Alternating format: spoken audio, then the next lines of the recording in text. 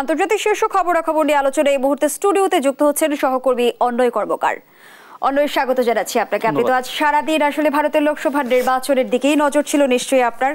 আমরা জানি যে প্রথম দফায় 102 আসনে ভোট গ্রহণ সম্পূর্ণ হলো। সবকিছু মিলিয়ে যদি আপনাকে ব্যাখ্যা করতে বলি, কেমন হলো ভোট? জুই, আপনাকে ধন্যবাদ। আমি প্রথমে যে বিষয়টি আপনার মাধ্যমে দর্শককে বলতে চাই সেটা হচ্ছে যে আমার প্রতিবেদনে দর্শক এরই মধ্যে জানতে পেরেছে যে আজকে প্রথম দফার ভোট ছিল এবং সেটি অনুষ্ঠিত হয়েছে 17টি রাজ্য এবং 4টি কেন্দ্রশাসিত অঞ্চলের 102টি আসনে।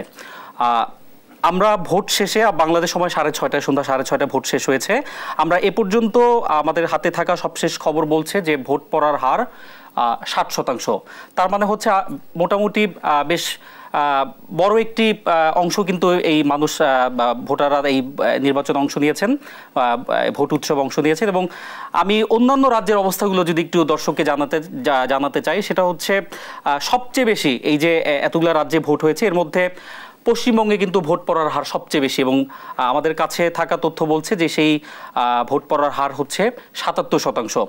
এছাড়া আমি একটু অন্যান্য রাজ্যের ভোট পড়ার হার যদি একটু দর্শককে বলি, যে এর মধ্যে আমি দেখতে পাচ্ছি সিকিম এবং অরুণাচল প্রদেশ, এই দুটি প্রদেশে যথাক্রমে ভোট পড়েছে প্রায় 68% সিকিমে এবং অরুণাচলে প্রায় 65%। এছাড়াও তামিলনাড়ুতে প্রায় 64%, রাজস্থানে প্রায় 51%, উত্তরপ্রদেশে প্রায় 58% এবং মধ্যপ্রদেশে প্রায় 64%-এর মতো ভোট পড়েছে। তো এই হচ্ছে ভোট পড়ার হার। এছাড়া আমি যদি সার্বিক প্রথম দিনের ভোট যদি আমি সার্বিক পরিস্থিতি নিয়ে যদি দর্শককে বলতে চাই, সেটা আমরা এরই মধ্যে দেখেছি যে পশ্চিমবঙ্গে আমরা বেশ কিছু বিক্ষিপ্ত সংঘর্ষে বা সহিংসতার খবর আমরা পেয়েছি এবং পশ্চিমবঙ্গে আজকে যেই 3টি জেলায় ভোট হয়েছে তার সেই 3টির একটি হচ্ছে কোচবিহার এবং অপর দুটি হচ্ছে আলিপুরদুয়ার এবং জলপাইগুড়ি। এখানে কোচবিহারের বিষয়টি একটু আলাদাভাবে বলতে হয়, কারণ এই জেলাটিতে আমরা সবসময় দেখে আসছি যে সেটা বিধানসভা নির্বাচন হোক কিংবা লোকসভা নির্বাচন হোক, এখানে সবসময় আসলে এক ধরনের বিক্ষিপ্ত সংঘর্ষ, সহিংসতা, ভোট কেন্দ্র দখল, আপনার ধাওয়া পাল্টা ধাওয়া, এই বিষয়গুলি সবসময় হয়ে থাকে। এবারও তার ব্যতিক্রম হয়নি। আজকে সকালে ভোট গ্রহণ শুরুর আগে থেকেই সেখানে এক ধরনের আমরা হইচই বা উত্তেজনা আমরা দেখতে পেয়েছি এবং সেখানে আমরা বিজেপি তৃণমূল সমর্থকদের মধ্যে এক ধরনের ধাওয়া পাল্টা ধাওয়া এবং এক পর্যায়ে সহিংসতা এবং সংঘর্ষের ঘটনা আমরা দেখতে পেয়েছি। সেখানে বেশ কয়েকজনের আমরা আহত হওয়ার খবর পেয়েছি এবং বিজেপি কিন্তু সেটা পরবর্তীতে নির্বাচন কমিশনের কাছে আনুষ্ঠানিকভাবে তারা অভিযোগও জানিয়েছেন। তো এছাড়া আমরা সারাদিন আমাদের কাছে যে সমস্ত ভোটের ছবি বা যে সমস্ত তথ্য আমাদের কাছে এসেছে, জুই, আমরা বলতে পারি মোটামুটি উৎসবমুখর পরিবেশেই মানুষ ভোটে অংশ নিয়েছে। কারণ ভোট পড়ার যে হার সেটি দেখলে আসলে বোঝা যায় যে মানুষ কতটা উৎসবমুখর পরিবেশে ভোট দিয়েছে। আমরা বিভিন্ন ছবি আমাদের কাছে যেগুলো এসেছে সেখানে আমরা দেখেছি যে প্রায় প্রতিটি কেন্দ্রেই আমরা কিন্তু সমস্ত দিন, এমন নয় যে শুধু সকালে বা শুধু বিকেলে বা শুধু দুপুরে, মোটামুটি দিনভরই কিন্তু আমরা প্রতিটা ভোট কেন্দ্রে আমরা বেশ বড় একটি লাইন দেখতে পেয়েছি ভোটারদের।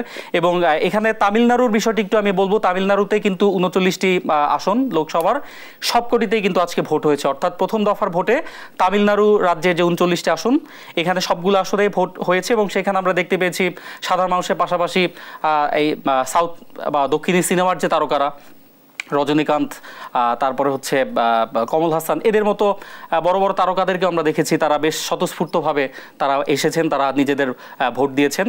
তো মোটামুটি আমি বলবো যে ওই পশ্চিমবঙ্গের ওই কোচবিহারের দু একটি ঘটনা ছাড়া বেশ উৎসবমুখর পরিবেশে মানুষ এই ভোটে অংশ নিয়েছে। আমরা নির্বাচনের আগে বিভিন্ন ধরনের জরিপ কিন্তু দেখেছি। প্রথম ধাপের ভোটের পর কাকে এগিয়ে রাখবেন?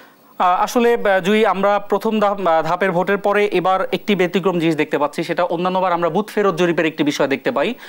এখন পর্যন্ত ভারতীয় গণমাধ্যম কিংবা আন্তর্জাতিক কোনো গণমাধ্যমে প্রথম দিনের ভোটের বিষয়ে কিন্তু বুথ ফেরত জরিপের আমরা তেমন কোনো তথ্য এখন পর্যন্ত আমরা পাইনি। কারণ ভোট শেষ হয়েছে খুব বেশি সময় হয়নি, বাংলাদেশ সময় 6:30, তার মানে হচ্ছে যে 1.5-2 ঘন্টা আগে ভোট শেষ হয়েছে। তবে নির্বাচনের আগের জরিপগুলো, বিভিন্ন নির্বাচনী সংস্থার জরিপগুলোর কথা যদি আমি বলি, তারা স্বাভাবিকভাবেই বর্তমান প্রধানমন্ত্রী নরেন্দ্র মোদী এবং ক্ষমতাসীন বিজেপিকেই তারা এগিয়ে রাখছেন।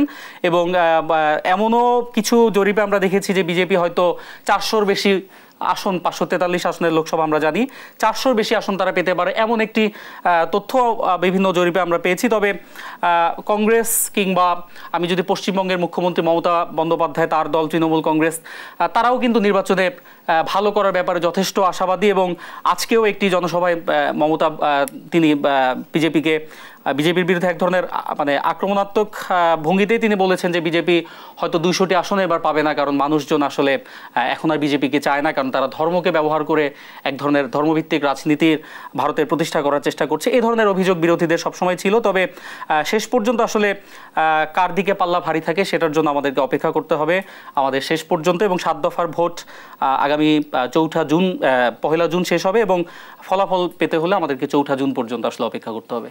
ধন্যবাদ জানাচ্ছি অন্বয় কর্মকার। দর্শক, ভারতের লোকসভা নির্বাচনে এতক্ষণ কথা বলছিলাম সহকর্মী অন্বয় কর্মকারের সঙ্গে।